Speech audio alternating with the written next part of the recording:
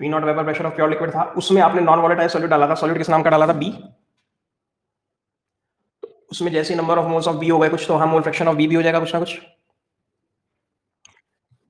तो जब आपने उसमें number of moles of solute B N B डाल दिए, तो उसका वेपर प्रेशर पी नॉट से कम होकर पी हो गया था। तो what is the lowering in vapour pressure, P not minus P, and what is the relative lowering in vapour pressure, answer is P not minus P upon. तो इतनी बात हमने कर ली कि hence it is a colligative property, और इस colligative property को करने के बाद कुछ बढ़िया सी बातें यहाँ न्यूमेरिकल एस्पेक्ट से करने के लिए क्या है,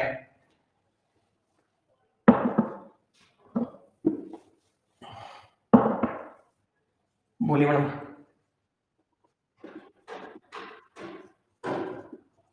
पूछो मैडम।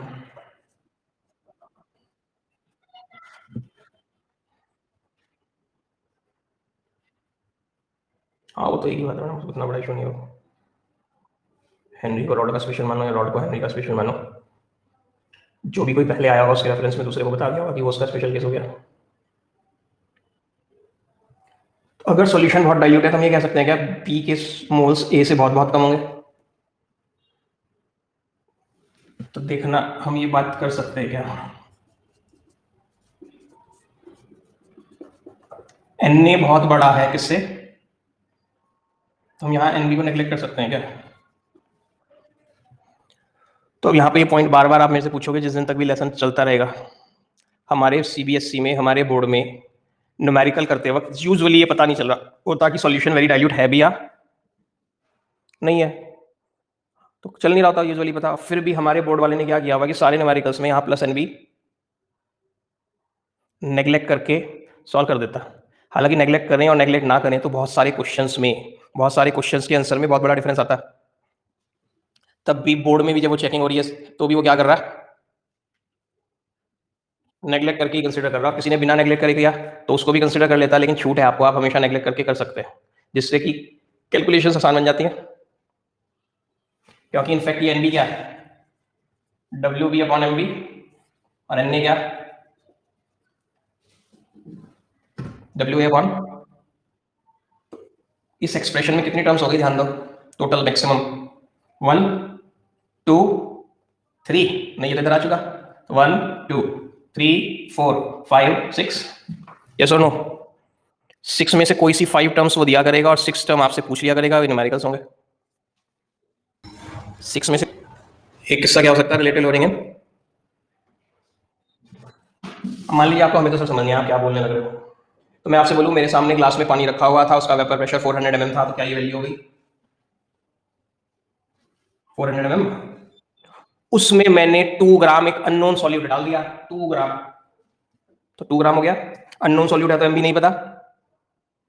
जो वाटर 2 ग्राम वाटर में मैंने सॉल्यूट डाला है ना, तो वाटर जो है वो 120 ग्राम्स है। यहाँ क्या आ गया और यहाँ क्या आ गया, बताओ पूरे एक्सप्रेशन में। ऐसा करने से उस सॉल्यूशन का वेपर प्रेशर 400 से डिक्रीज होकर 370 हो गया। तो कितना आ गया, अब बताइए पूरे क्वेश्चन में अननोन कौन, एमबी। तो we can determine the molecular mass of unknown solute. Copy हो गया था ना। अब देखिए दोबारा से क्वेश्चन सुनना। इन अ 2% aqueous solution of unknown solute, ठीक है, when 2% aqueous solution of an unknown solute is prepared, vapor pressure decreases TO2 90%। तो यहां क्या लिखूं, 100 100 होगा ना, यहां क्या लिखूं 90, डिक्रीजेज TO2 90%, यानी जितना भी था उससे कम होते होते कितना हो गया, तो 100 से 90 रह गया ना, अपॉन 100, 2%। तो यहाँ क्या लिखो 2 ग्राम का 2, यहाँ पता लगाना है, यहाँ क्या लिखो 98, क्योंकि 2% एक्वस, तो अगर 100 ग्राम सॉल्यूशन है 2 ग्राम सॉल्यूट है तो सॉल्वेंट कितना हुआ, और यहाँ कितना, बताइए क्वेश्चन सॉल्व या नहीं। अब नेक्स्ट टाइम ध्यान से सुनना, when 2% aqueous solution of unknown solute was prepared, 2% aqueous solution of unknown solute was prepared, ये सब तो वही रहा। vapor pressure decreases by 20%, यहाँ क्या लिखूं? यहाँ क्या लिखूं? 80। और यहाँ क्या लिखूं? दो बातें समझ आ गई। पहली बार मैंने बोला था वेपर प्रेशर डिक्रीजेज PO2 90%, तो 100 था, डिक्रीज होते होते 90 रह गया। अब मैंने क्या कहा? वेपर प्रेशर डिक्रीजेज बाय 20%, तो यानी 100 था तो अब डिक्रीज हो गया 20%, बस से डिक्रीज होकर कितना रह गया? बोलिए आ गया कि नहीं? पक्का? अब इससे आगे की तरफ बढ़ते हैं, मुश्किल बात की तरफ बढ़ते हैं। अब मैं अगर यहाँ NA की जगह WA/MA कर दूं, NB को NB रहने दूं, तो आपको कुछ नहीं, तो आप ऐसे खेल रहे हो बस। क्या ये MA यहां से रब होकर यहां आ जाएगा मैथ्स? और अगर NA रब होकर यहां से यहां आ जाएगा तो क्या होगा? बोलो। यहां से यहां आ जाएगा। क्या ये MA यहां से रब होकर यहां आ सकता है? बिल्कुल आ सकता है। बोलिए। अब आप ध्यान दो, लेफ्ट हैंड साइड पे, सॉरी राइट हैंड साइड पे जो लिखा है वो क्या है? ये मोलालिटी होती है, लेकिन ये WA किसमें है, ग्राम्स में या केजी में? क्योंकि तो नंबर ऑफ मोल्स के अंदर से स्प्लिट किया हमने, नंबर ऑफ मोल्स के अंदर तो वेट ग्राम्स में होता। अब मुझे अगर इसे केजी बनाना है तो क्या करना पड़ेगा? अपॉन 1000। तो अपॉन 1000 यहां जाएगा क्या? तो क्या किसी इक्वेशन में आप एक साइड इंटू 1000 कर सकते हो? तो मुझे यहां भी इंटू 1000 करना पड़ेगा या नहीं? अब बताइए, मैं इस बात को ऐसे लिख सकता हूं क्या? ये पूरा कौन? मोलालिटी। और ये किसके इक्वल आई?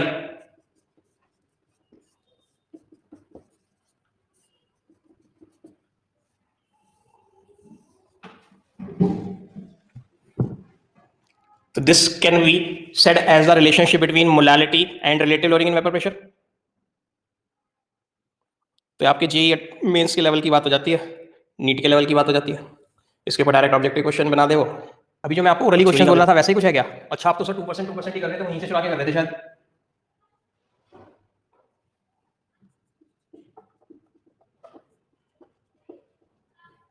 हाँ या नहीं? WB की जगह 2 लिखो, MB is to be calculated, WA की जगह 98 रखूं और MA की जगह 18। बोलो हाँ या नहीं?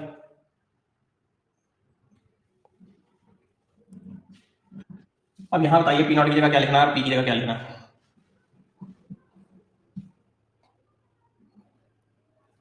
कल मैंने आपको बॉइलिंग पॉइंट एक्सप्लेन कर दिया था।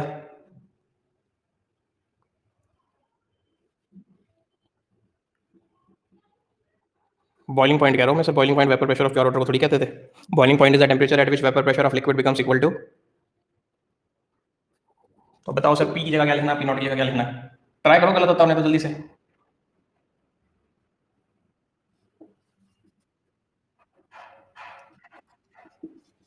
बस यही ट्रिक थी। सॉल्यूशन का तो उसने दिया, सॉल्वेंट का उससे ज्यादा होगा।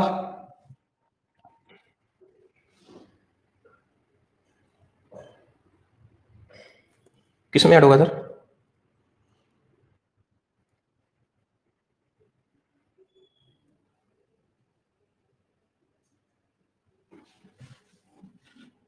मैं आपका क्वेश्चन नहीं समझ रहा अली साहब, क्या कहना चाह रहे हो आप? ये सॉल्यूशन का वेपर प्रेशर है या नहीं, ये बताओ पहले।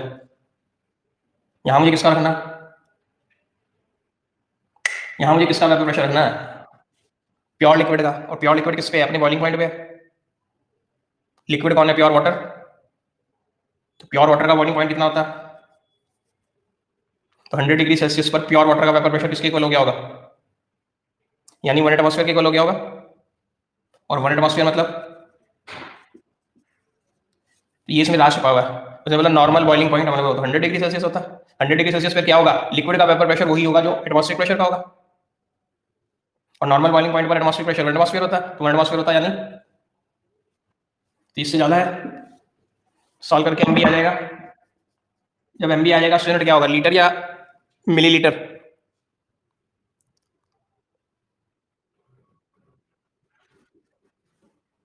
ग्राम मोल नहीं, ग्राम पर मोल। और जो लीटर कह रहे थे त्यागी जी, सर बहुत भयंकर वाली मेहनत की जरूरत है। मॉलिक्यूलर वेट कभी लीटर में होते हैं क्या? वेट सी कभी लीटर में होते हैं क्या? नहीं ना। वेट तो ग्राम या किलोग्राम में हुआ करते हैं।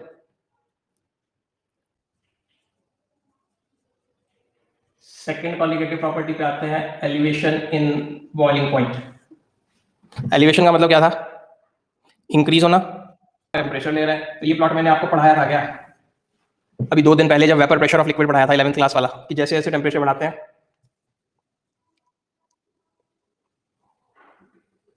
पढ़ाया था सर, देखो ध्यान से, मुझे याद है अच्छे से। ध्रुव जी मैंने आपका क्वेश्चन पढ़ लिया, क्वेश्चन का आंसर यही है जो हमने किया। एक बार आंसर चेक कर लेना, आप किसी और का तो चेक नहीं कर रहे, और करना ही है तो फिर यही करना, मिसप्रिंट हुआ वहां, ठीक है। टेम्परेचर बढ़ने से वेपर प्रेशर बढ़ता है, यही तो बात हुई थी। तो यहां पर वेपर प्रेशर ऐसे तो लिखे होंगे 100 mm, 200 mm, 300 mm प्लॉट पे वाई एक्सिस पे।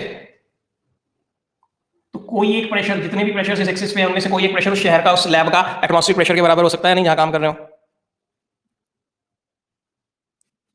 तो आपने उस पॉइंट से इस पर परपेंडिकुलर डाला, तो ये कौन है? Vapour pressure. जैसे जैसे टेम्परेचर बढ़ा रहा हूं कौन बढ़ रहा है? तो यहां की वेपर प्रेशर की वैल्यू कितनी हो गई? इस पॉइंट पर वेपर प्रेशर कितना है? प्लॉट पढ़ने आते हो तो ये पॉइंट क्या रिप्रेजेंट कर रहा है? वेपर प्रेशर तो इसके सारे ही है, इस एक्सिस में सारी वेपर प्रेशर है। ये पॉइंट कौन सा टेम्परेचर प्रेशर था? अभी बोला तो था मैंने 1 एटमॉस्फेयर भी नहीं मतलब बोला, मैंने अभी बिल्कुल ऐसे करके बोला था, मेरी लैब में जहां मैं काम कर रहा हूं वहां का जो एटमॉस्फेरिक प्रेशर है वो ये पॉइंट रिप्रेजेंट कर रहा है। मान लीजिए जिस लैब में मैं काम कर रहा हूं उसका एटमॉस्फेरिक प्रेशर 750 mm है, तो इस एक्सिस पे मैं क्या ढूंढूंगा कि 750 कहां लिखा है? जहां मुझे 750 मिलेगा वहां से परपेंडिकुलर डालूंगा, तो कौन है? Atmospheric pressure. और ये क्या बढ़ता जा रहा है? लिक्विड का। यहाँ आके लिक्विड का वेपर प्रेशर कितना हो गया? कितने टेम्परेचर पे ऐसा हुआ? यहां से परपेंडिकुलर डालोगे या नहीं? ये टेम्परेचर क्या होगा? क्या नाम होगा इस टेम्परेचर का? नॉर्मल तो जब होगा ना, अगर से मैं 1 एटमॉस्फेयर मानता, क्या मैंने इसे 1 एटमॉस्फेयर माना सर? 1 तो नहीं माना मैंने, तो बोला जिस लैब में काम कर रहा हूं उस लैब का जो भी एटमॉस्फेरिक प्रेशर है। बोलिए वंशिका जी हाँ या नहीं? 2 वंशिका जी हैं, दोनों से बोल रहा हूं। भाई एटमॉस्फेरिक प्रेशर हमने 1 एटमॉस्फेयर माना है क्या?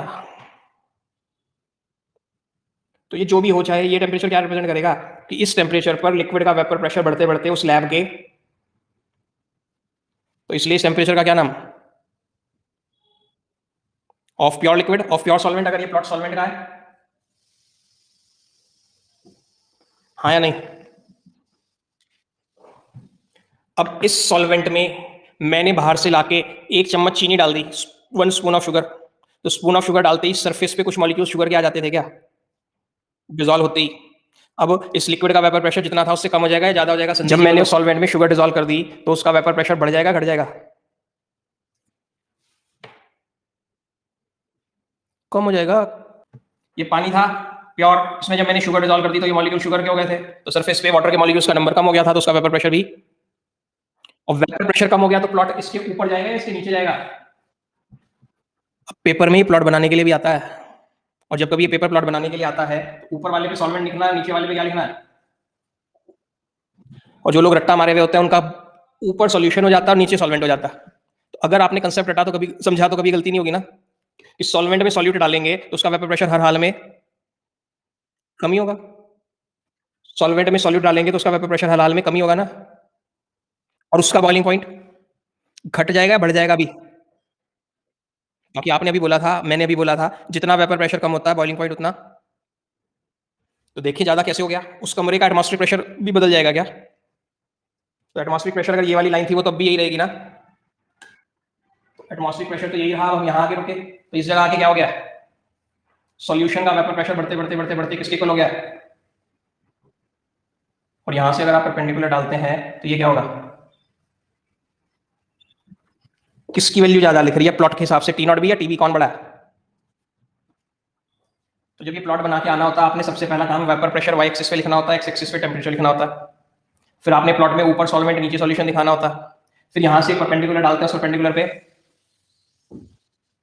और फिर जहां वो पहले प्लॉट को टच करे वहां से परपेंडिकुलर, फिर वहां जो दूसरे प्लॉट को करे वहां से टेम्परेचर। आपको क्या मेंशन करना होता है कि TB naught is blood pressure of boiling point of pure solvent, और टीबी कौन?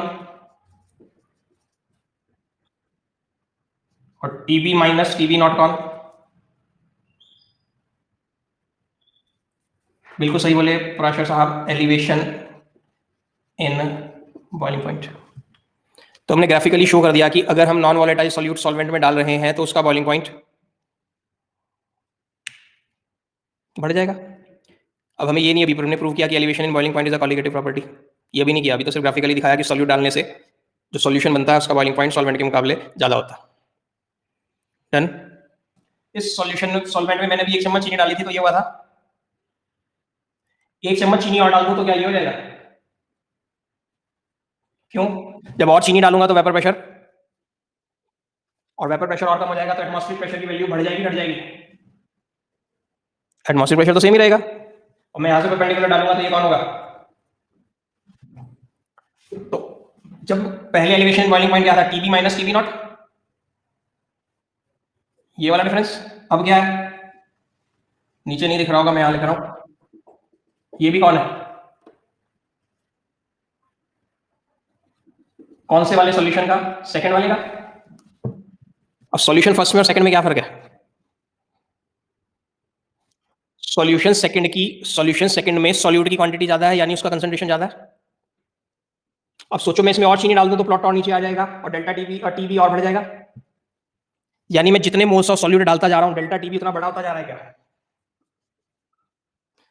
तो इसका मतलब डेल्टा टीबी किस पे डिपेंड करता है, number of moles of solute पे, और number of moles of solute पे जो डिपेंड करे उसे क्या कहते हैं? समझ आ गया क्या?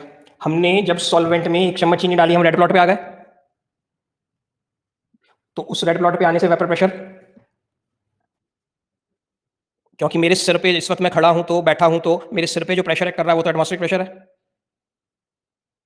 और जो लिक्विड मेरे ग्लास में मेरे सामने रखा उसके वेपर्स उड़ के जो प्रेशर बना रहे होंगे वो वेपर प्रेशर ऑफ लिक्विड है। तो मैं उस ग्लास में चीनी डालता जाऊं तो क्या एटमॉस्फेयर के प्रेशर पे कोई फर्क पड़ेगा? तो एटमॉस्फेरिक प्रेशर तो वही रहा, लेकिन चीनी डालने से सॉल्यूशन का वेपर प्रेशर, सॉल्वेंट का वेपर प्रेशर कम हो गया, कम होने से बॉइलिंग पॉइंट बढ़ गया था क्या? नहीं आई बात तो बताओ, नहीं आई। अब उस सॉल्यूशन में मैंने और चीनी डाली तो प्लॉट और नीचे चला गया क्योंकि वेपर प्रेशर और भी कम हो गया। अब वेपर प्रेशर और भी कम हो गया तो एटमॉस्फेरिक प्रेशर तो वही है, बॉइलिंग पॉइंट और ज्यादा बढ़ गया। तो अब एलिवेशन इन बॉइलिंग पॉइंट इतना हो गया क्या? तो पहले एलिवेशन बॉइलिंग पॉइंट इतना था, एलिवेशन पॉइंट इतना हो गया, तो जितना मैं सॉल्यूट डालता जा रहा हूँ एलिवेशन इन बॉइलिंग पॉइंट बढ़ता जा रहा है क्या? और जो नंबर ऑफ मोल्स पे डिपेंड करे उसे, जो प्रॉपर्टी नंबर ऑफ मोल्स पे डिपेंड करे उस प्रॉपर्टी को कॉलिगेटिव प्रॉपर्टी कहते हैं। हम कॉलिगेटिव प्रॉपर्टी तो पढ़ रही है मैडम, पहली कॉलिगेटिव प्रॉपर्टी हम कल पढ़ गए, थोड़ा सा आज पढ़ा, relative lowering in vapour pressure. दूसरी कॉलिगेटिव प्रॉपर्टी अभी अभी हमने शुरू करी, क्या, एलिवेशन इन। तो आपका कॉपी हो गया, ये ब्लैक वाली लाइन, ये ऊपर वाली लाइन अगर बनानी है तो अलग से बनाना, हमारे बोर्ड में नहीं बनानी। This is a plot to show, क्या दिखाने के लिए है प्लॉट? ना ना ना ना, दिस वो तो जब होगा जब हम ब्लैक वाला भी बना देंगे, ब्लैक वाला नहीं बनाया तो बस ये क्या दिखाने के लिए, लिख लो प्लॉट के नीचे या ऊपर दाएं बाएं, vapour pressure versus temperature. Plot किसमें है, vapour pressure versus temperature, to show elevation in boiling point, to show elevation in boiling point on addition of non volatile solute to the solvent। ठीक है, on addition of solute to the solvent भी कर सकते हो, non volatile बोलना जरूरी नहीं, लिख दिया तो कोई दिक्कत नहीं, नहीं लिखा तो बताइए आया कि नहीं। Vapour pressure versus temperature plot है, और किस लिए है, to show elevation in boiling point, to show elevation in boiling point on addition of solute, on addition of solute to the solvent. और अगर प्लॉट बनाने के लिए आता है तो आप ये सारी नंबरिंग करेंगे, साथ में नीचे ये भी दिखाएंगे कि TB naught boiling point of pure solvent है, पूरा इसी तरह लिख के आओगे यहाँ तक का, तब प्लॉट के मार्क्स मिलेंगे, नहीं तो कट जाएंगे कुछ ना कुछ। अब नेक्स्ट लाइन में लिखो प्लॉट के नीचे, it has been observed that, it has been observed that delta TB is directly proportional to NB।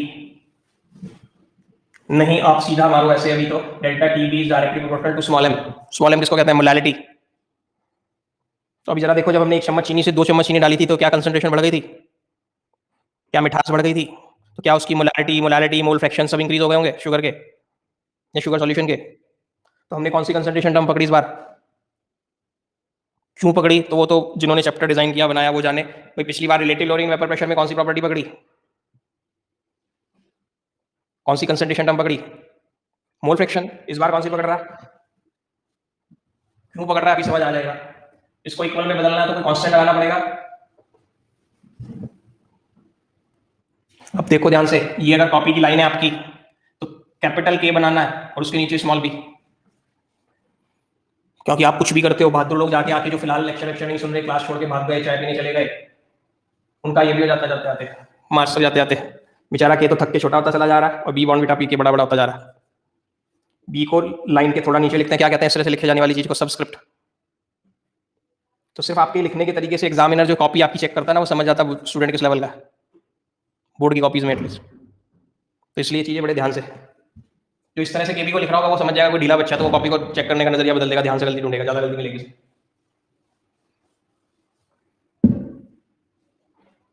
M की जगह क्या लिखें?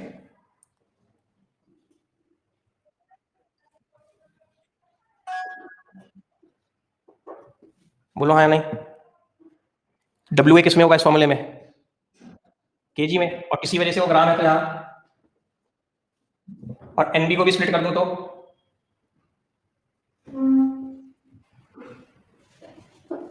यहाँ जाएगा नहीं, और डेल्टा टीबी को भी स्प्लिट कर दूं तो सोच के देखो है नहीं। कितनी टर्म्स हैं इस एक्सप्रेशन में टोटल? देखो कितनी मजेदार बात, relative lowering in vapour pressure वाले में भी 6 थी और इसमें भी 6 ही है। 6 में से कोई सी 6 में से 5 आपको दे रहा होगा, 6 आपसे निकलवा रहा होगा, वो न्यूमेरिकल हो जाएंगे। ठीक है क्या? टीवी कौन है बोलो एक बार, T base.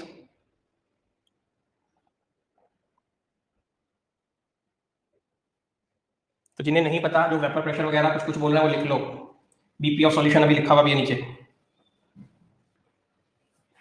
TB naught is BP of solvent, WB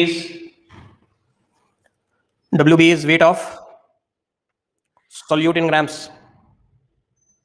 weight of solute in grams. MB is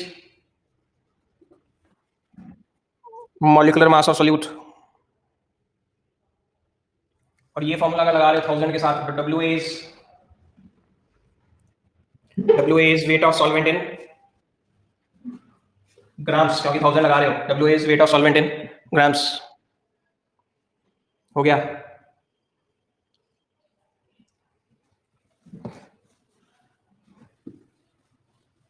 अब ये बताओ, केमिस्ट्री में किसी भी फॉर्मूले में जब टेम्परेचर लेते हैं तो सेल्सियस में लेते हैं या केल्विन में लेते हैं या कोई भी चलेगा? सेल्सियस में लेने में एक बड़ा खतरा क्या रहता है, क्या टेम्परेचर 0 डिग्री सेल्सियस हो सकता है? और उस फॉर्मूले में अगर मल्टीप्लिकेशन में टेम्परेचर आ रहा हो तो, कोई फॉर्मूला है उसमें टेम्परेचर मल्टीप्लाई में आ रहा हो तो, और आपने टेम्परेचर की वैल्यू 0 डिग्री रख दी, तो पूरा का पूरा 0 हो जाएगा। और टेम्परेचर अगर यहाँ आ रहा है कहीं, इनफाइनाइट या अनडिफाइंड जो भी होता होगा वो हो जाएगा। तो इसलिए टेम्परेचर को सेल्सियस में तो लेंगे नहीं। समझ गए? अब मेरे को ध्यान से सुनना, क्वेश्चन आया है, elevation in boiling point is 3 degree Celsius. Elevation in boiling point is 3 degree when 2 gram of solute, 2 gram हो गया, was dissolved in 100 gram water, 100 gram हो गया। Value of Kb is, value of Kb given आई है, मान लो। Find molecular weight of solute, यानी क्या निकालना है? तो इसकी डायरेक्ट वैल्यू दी हुई आ गई है क्या? लेकिन ये किसमें दी है? तो सब यहां वैल्यू रखेंगे तो किसमें रखेंगे? कितनी वैल्यू डालूं? 273 प्लस 3 इज, बोलो आ गया सबको या नहीं? तो सर इतनी देर से क्यों बोले सर? सर जी कॉन्फिडेंस भी बनाओ सर, चीजें तो आती हैं आपको लेकिन कॉन्फिडेंस लूज कर जाते हो, कॉन्फिडेंस भी बढ़ाओ। ये क्या लिख दिया आपने? डेल्टा टी की वैल्यू सेल्सियस और केल्विन में सेम होती है। ऐसे कैसे सर? देखना, ये था 100 डिग्री सेल्सियस मान लो, और ये था 103 डिग्री सेल्सियस, तभी तो डिफरेंस 3 डिग्री सेल्सियस आया होगा। अब इसको केल्विन में लिखो तो क्या लिखोगे? और इसको केल्विन में लिखोगे तो क्या लिखोगे? क्या आया? नहीं आई बात पकड़ में, बहुत ही ब्लंडर मिस्टेक जो खूब लोग कर करके आते हैं। तो डेल्टा टी की वैल्यू, चेंज इन टेम्परेचर की वैल्यू सेल्सियस में और केल्विन में क्योंकि जब इसको सेल्सियस से केल्विन करने के लिए इसमें 273 ऐड करोगे, इसमें भी 273 ऐड करोगे, वो 273 तो कट जाएगा।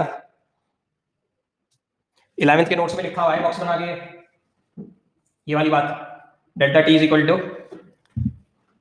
Degree Celsius is equal to kelvin, याद रहेगा। टेम्परेचर की वैल्यू सेल्सियस में अलग और केल्विन में अलग होती है, लेकिन डेल्टा टी की वैल्यू, अब ये न्यूमेरिकल अभी ट्राई नहीं करेंगे, अभी आप relative loading and vapour pressure के न्यूमेरिकल्स ट्राई कर सकते हैं, ठीक है। क्या ये केबी प्रोपोर्शनलिटी कांस्टेंट था? तो इसका क्या नाम है, लिख लीजिए, इसका नाम है मोलल एलिवेशन कांस्टेंट, या फिर इसका नाम है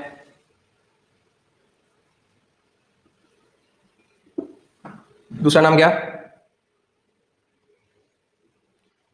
ई साइलेंट रहेगा, बोलो, ब्यूलियोस्कोपिक कांस्टेंट। तो मुझे याद नहीं रहेगा, आप याद दिलाएंगे, मैं वैसे यहाँ लिख के छोड़ रहा हूँ, कल हम इसकी डेफिनेशन करेंगे, इसकी डेफिनेशन करनी है हमें, समझना है इसको, ठीक है।